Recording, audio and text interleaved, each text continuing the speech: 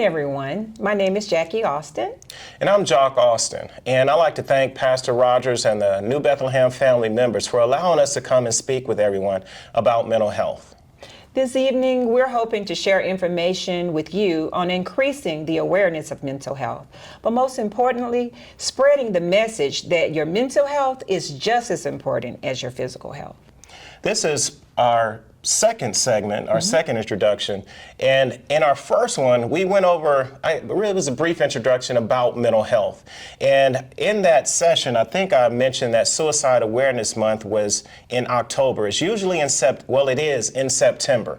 We attended the Out of the Darkness Walk October. And it was really, really informational. But I do want to mention that if you yourself or you know someone who may be suicidal or dealing with suicidal ideations, there is help. You can call 988, which is the crisis line, and talk to someone about those issues. But what we'd like to talk to you today about is anxiety. We're going to dive into that just a bit. So let's jump right into it, Jock. According to the APA, the American Psychological Association, it defines anxiety as an emotion characterized by feelings of tension, worried thoughts, and physical changes like increased blood pressure. People with anxiety disorders usually have recurring, intrusive thoughts or concerns. They may avoid certain situations out of worry. Yeah, you think of words like worry, concern, apprehension, uneasiness. This is indicative of that anxiety. You know, I had a professor that defined anxiety as it's the feeling you get when you believe that you don't have the resources to deal with whatever the situation is. When you're confident that you have the resources, when you're confident that you have the tools necessary to get the job done, there's no anxiety, there's no worry. And so when you have that apprehension or you have that wonder or that worry about what's going to happen, there's anxiety. Think about, during that period during COVID, when we didn't know exactly what it was, what's going to happen. We knew that people were dying. We knew that people were getting sick. We were going through a lot of extremes, coming home and taking our clothes off in the garage and showering before we went upstairs, and we were wiping and washing off our fruit and couldn't find toilet tissue nowhere. Right. It was all sold out. It was all at our house. So there was anxiety behind that, and a lot of clinicians are now, still addressing some of the anxiety that people felt during that period. Because, there was that period where people were isolating with their family members when typically they were able to go to work and get away or probably do some other things, and there was anxiety around not being able to get out. But that worry, that uneasiness, that concern about am I able to handle this situation? Is this going to happen? But it starts with that thought. It starts with that thought, and then there's that tension that follows behind it. Right, okay. Focusing on the fact that it starts with the thought. When is anxiety a mental health problem? Well, when those thoughts are irrational, leading to an excessive amount of worry that interferes with a person's ability to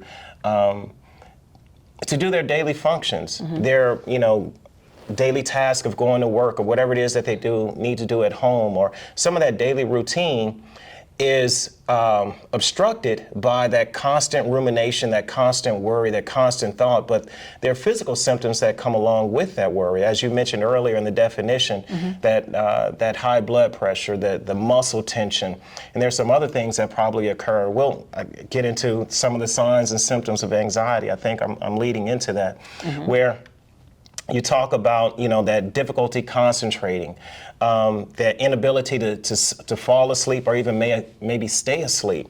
But you need a clinician to really sit down and talk with you and help you to understand exactly in relation to the symptoms that you're dealing with and the thoughts behind those. Is this an anxiety disorder? Okay. Speaking of disorders, what are the types of anxiety disorders? Now, of course, there are different types of anxiety disorders, and it differs based on the objects or the situations that induce fear. and fear being that emotional response to the belief that there is some imminent danger from maybe a needle prick or riding across a bridge or something like that. And then there's that avoidance that occurs. But some types of anxiety disorders are separation anxiety or selective mutism, and those usually starts in early childhood. You have specific phobias, like I was telling you about the needle prick, or or like I said, maybe driving along the highway or across a bridge. There's social anxiety, panic disorders, agoraphobia, generalized anxiety disorder, substance and medication-induced anxiety disorders. Now, a person can be using some substance that that may be legal or illegal, or some medication that will induce an anxiety disorder. And so being mindful of what you're putting into your body. And then there are anxiety disorders due to some other medical condition. And so again, a clinician would be the one to help identify the specific type of disorder that a person may be dealing with. Okay. What are some common causes of anxiety disorders? As I mentioned earlier, some of those disorders start early in childhood, and then there are some that are medication induced. But I believe, this is just me talking, that sometimes there are some things that are kind of learned behavior, where we may learn an irrational way of dealing with a situation. And because we practice that for so long, that repetitive behavior, that repetitive thought process behind that behavior can kind of induce some anxiety. Okay. So we've been talking and focusing on anxiety, and there are two different words here that I want to kind of bring to your attention. One is, or the phrase anxiety attack, and then the other is panic attack. And I hear people use them interchangeably. So I want to ask you, what is the difference between the two, panic attacks and anxiety attack? Well, a panic attack is a sudden episode of intense fear that's triggered by that has some severe physical reactions, and is triggered by the thought that that person is in real danger, that there is an imminent threat, and it's sudden. An anxiety attack may build gradually, again, starting with that thought that, I'm kind of thinking about something, and the more I ruminate, the more I think about it, that feeling begins to overwhelm, and the anxiety begins to build. But the difference is that the anxiety builds gradually, that panic attack is sudden. Because in a panic attack, once you believe and understand that, that imminent fear or that danger is not going to occur, that feeling begins to subside. Okay. The operative word I'm hearing is thought. Anxiety, starting with a thought. Just want to kind of reiterate that. So, Jack, how do you manage a panic attack? Again, a panic attack being, sudden and out of nowhere. And the first thing is being able to recognize that that's what you're experiencing, is a panic attack. I know I've seen people who become anxious about being anxious, become panicked about feeling those symptoms. And once you recognize that, okay, this is a panic attack, my breath is getting short, I'm feeling my muscles tense, and once you recognize that, some of the common approaches are, close your eyes and take a breath. Close your eyes and take that breath. Because a lot of times what happens is I'm experiencing this panic attack, and I'm getting nervous. And challenge that negative thought, that irrational belief that's in your mind that says, this sudden thing is about to happen, and again, going to therapy to help identify what those irrational beliefs are, help you identify that negative thought. We don't necessarily see it or realize it, but we may have been at a younger age kind of conditioned to think a certain way that is kind of irrational, maybe a rational belief about ourselves or a rational belief about other people. And we function based on that. And so when something happens that doesn't necessarily fit that belief, we get a negative emotion. And because we sometimes look at other people in terms of they're causing our emotion, we don't address what's going on with us. What is it about the way I think about this situation that's causing me to feel this way? What is it? What are my thoughts behind that particular emotion? And being able to focus and understand that. But other steps in helping to manage a panic attack is use a focusing object. You know, I have small rocks in my office that I'll sometimes give a client to kind of focus on, to focus their attention, focus their breathing, and help them, talk them through that calmness, talk them through that calming exercise. You know, I also teach some meditative exercises, mindfulness exercises, and prayer. Prayer is a sincere form of meditation. Being able to be still for a bit, focus on the Lord, focus on talking with Him, being mindful of the space that you're in. You're not so much focused on what's going on in the world or what the problems are. You're talking to God, and you're allowing that Spirit to just kind of move in you, to calm you, and that belief in knowing that He can help you to resolve or deal with whatever those issues are. You know, again, I say that thought induces the feeling. That thought about whatever it is helps to induce that anxiety. But that thought about God is going to make it all right, that helps you to reduce that anxiety. It is comforting, very comforting. Some of the things that they talk about here is reciting a mantra. Now, we have mantras, and mantras is that saying that we kind of repeat to ourselves. Usually that mantra is something uplifting and positive. Motivating. But we have these negative self-thoughts about ourselves and about certain situations that will maybe cause us to not want to go around people, to not participate, to isolate. But if you find a mantra that speaks to the positiveness that you want to have, to the person that you want to be, and you repeat that, you help to replace it with those negative messages. And progressive muscle relaxation, you know, being able to breathe into where it is that you might feel that tension. Progressive being that you start at a certain body part, maybe the toes or ankles, and you breathe into it and help you to relieve that tension that you may feel in it. Being more aware, and that's an exercise or an approach, mindfulness, where I phrase it as just being able to pay attention to pay attention. It's deeper definition, but being able to be aware, self-aware of what you're experiencing there in that moment, from what your body feels like, what it feels like to be in your seated position, and being mindful of the thoughts that come into your mind, and being able to push those thoughts aside, maybe focus on your breathing, focus on being able to calm. Awesome. My takeaway from that, Jock, is the loudest voice is going to be your own, which are your thoughts.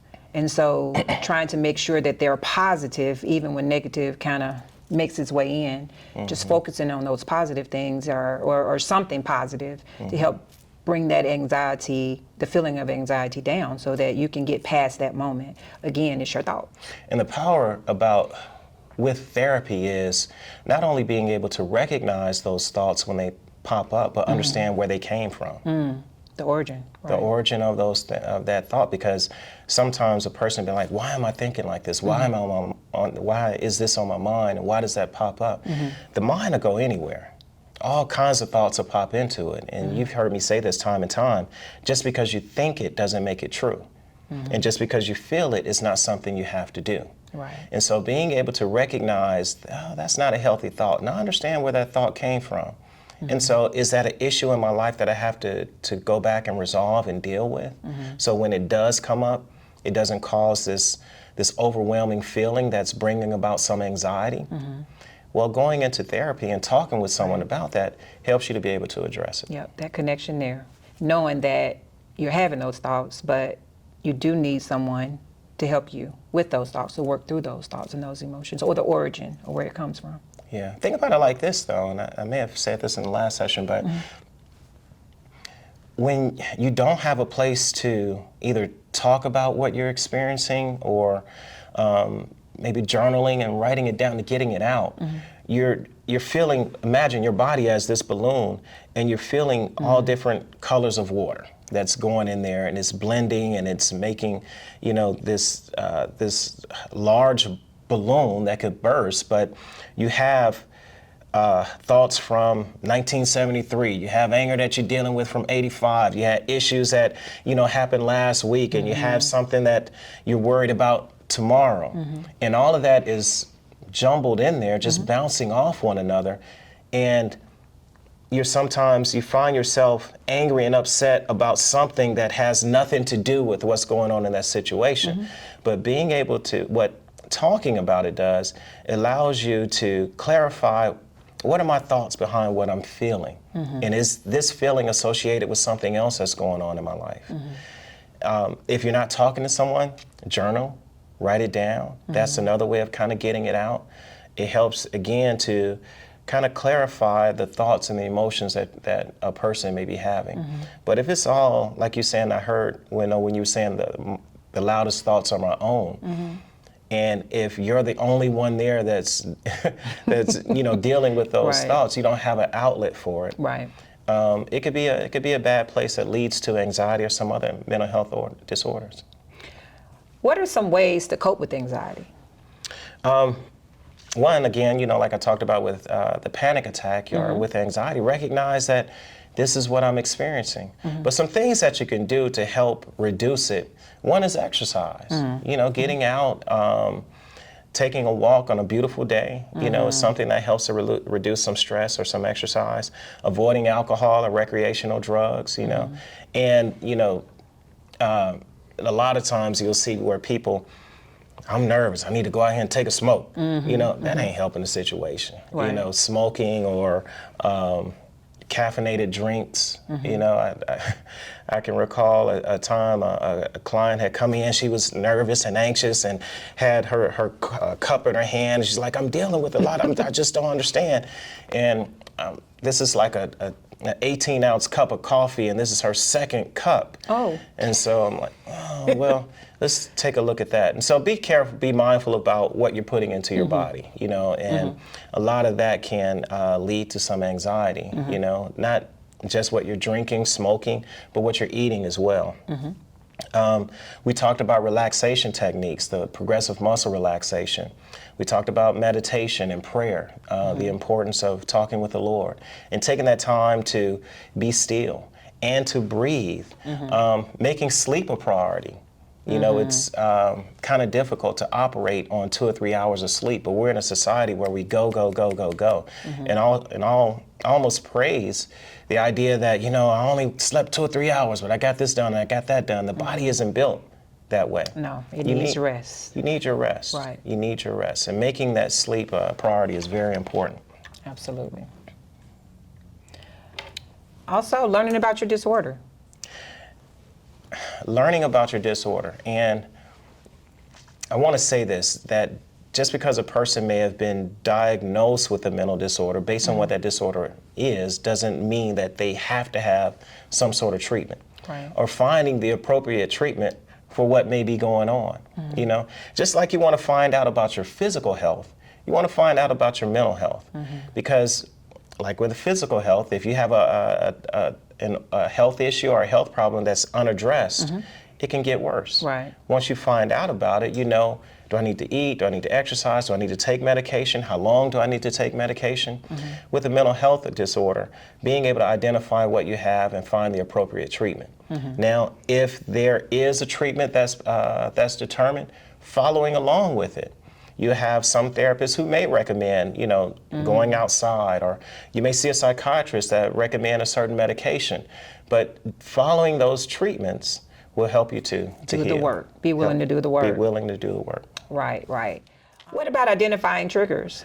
Well, that goes back to that self-awareness piece, knowing you, understanding your tendencies, understanding what your boundaries are, understand what situations you can and cannot deal with, and once you know what it is that triggers you, once you have that level of self-awareness, you have increased self-control. Again, self-control, controlling your behavior despite how you feel. If I know that a particular situation will trigger some anxiety, then either I can say, well, I know how to manage myself going into it, or when that anxiety begins to build, I know the techniques or the tools that I can use to help reduce it. And so knowing your triggers is very important. Awesome, that's awesome. And then there's socialization.